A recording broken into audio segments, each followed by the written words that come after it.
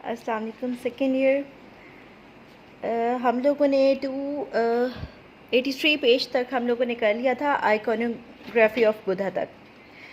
इसके बाद जो है स्कल्पचर का टॉपिक आ जाता है, sculpture in drown and sculpture in relief. दो तरह का काम हुआ था यहाँ पे और इसकी सारी एग्जांपल्स दी हुई हैं, जिसमें स्कल्पचर इन ड्राउन की अलग हैं और स्कल्पचर इन रिलीफ की अलग अलग मिसालें दी हुई हैं।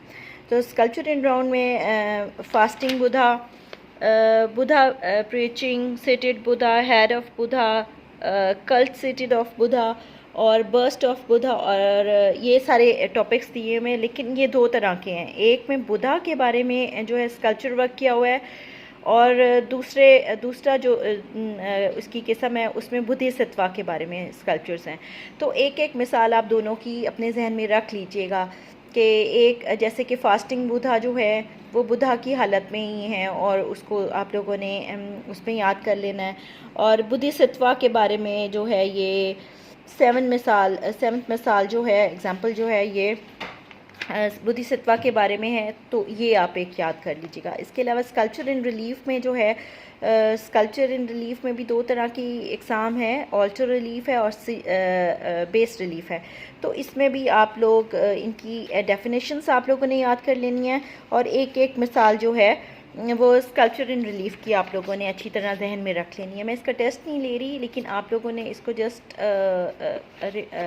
जहन में रखना है और एग्ज़ाम के टाइम स्पेशली अगर कोई इस किस्म का क्वेश्चन आ जाता है तो आपको पता होना चाहिए। अच्छा, नेक्स्ट है अजंता। अजंता का जो चैप्टर है ये इसके अंदर जो सबसे इम्पोर्टेंट टॉपिक है वो 292 और 293 पेज पर मौजूद है। इसमें जो है एक तो चित्यास और विहारास के बारे में आप अच्छी तरह देख लीजिएगा, और ये एक डेकोरेटिव आर्ट है और ये जो है सारा पेंटिंग से रिलेटेड है। ठीक है, पिछला चैप्टर स्कल्पचर था और ये पेंटिंग से रिलेटेड है। तो ये आप लोगों ने जो इसके मौज़ूआत हैं कि क्या किन टॉपिक्स पे काम हुआ था। मेन टॉपिक जो है वो गौतम बुद्ध की हालात ज़िंदगी हैं, नंबर 2 औरतों की तस्वीर और नंबर 3 जानवरों की, और इसके अलावा डेकोरेटिव मोटिव्स हैं। तो इसके अलावा जो नेक्स्ट टॉपिक है material technique of material fresco की बताई हुई है, ये भी बहुत इंपॉर्टेंट है। इसको बड़ी अच्छी तरह 5 पॉइंट्स हैं, इनको इसी तरह एज इट इज़ याद कर लीजिएगा, ये क्वेश्चन तो ज़रूर ही आता है। उसके बाद है अजंता मुसव्वरी की खसूसियात। ये इनकी जो करैक्टरिस्टिक्स या खसूसियात हैं ये आप लोगों ने जहन में रख लेनी है। ये शॉर्ट क्वेश्चन में भी आ सकता है और लॉन्ग क्वेश्चन में भी पूछा हुआ होता है। अगर शॉर्ट क्वेश्चन में पूछे तो सिर्फ खसूसियात के नाम लिखते जाना है कि आउटलाइन इनकी डार्क आउटलाइन बनाई जाती थी और यूज़ ऑफ पर्सपेक्टिव है, सुकून और इत्मीनान का इज़हार है, डार्क एंड लाइट कलर्स, ये सारी चीज़ें।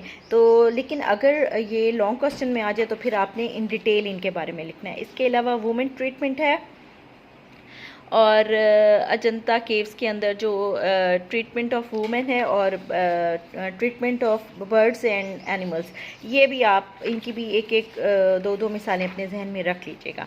ठीक है, अब ये चैप्टर तो हो गया।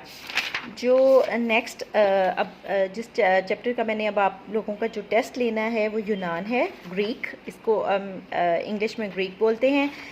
ग्रीक के बारे में जो है ये आपने सारी चीज़ों को बड़े अच्छे तरीके से देखते जाना है। इनके ख़ास तौर पे मज़हब से रिलेटेड सवाल आ जाता है जिसमें इनके देवी देवताओं के नाम हैं,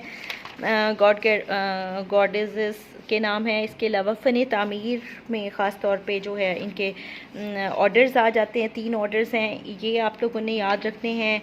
अच्छा, सिला और इन चीज़ों के बारे में आपको पता होना चाहिए, ये MCQs में पूछा जाता है। उसके अलावा जो है थोड़ा थोड़ा मंदिरों के बारे में, कम से कम मंदिरों के नाम आपको, टेम्पल्स के जो नेम्स हैं ना वो आपने अच्छी तरह याद कर लेने हैं। और उसके बाद इनकी 10 बिल्डिंग्स के बारे में बताया हुआ है। ये जो है ना ये भी बहुत इंपॉर्टेंट क्वेश्चन है। ये इनमें से कहीं से भी वो 2 मार्क्स का कोई दे देते हैं कि प्रोपेलिया क्या है या जो है फाउंटेन हाउसेस किस लिए इस्तेमाल होते थे।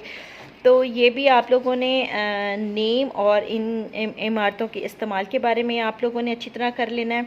यहाँ तक मैं आपको दे रही हूँ और उसके बाद आ जाता है यूनानी मुजस्मा साजी। तो ये नेक्स्ट टॉपिक है। अभी आप लोगों ने सिर्फ जो इनकी पब्लिक बिल्डिंग्स हैं यहाँ तक आप लोगों ने अच्छी तरह से याद कर लें, फिर मैं इसका टेस्ट आप लोगों को दूँगी। ओके।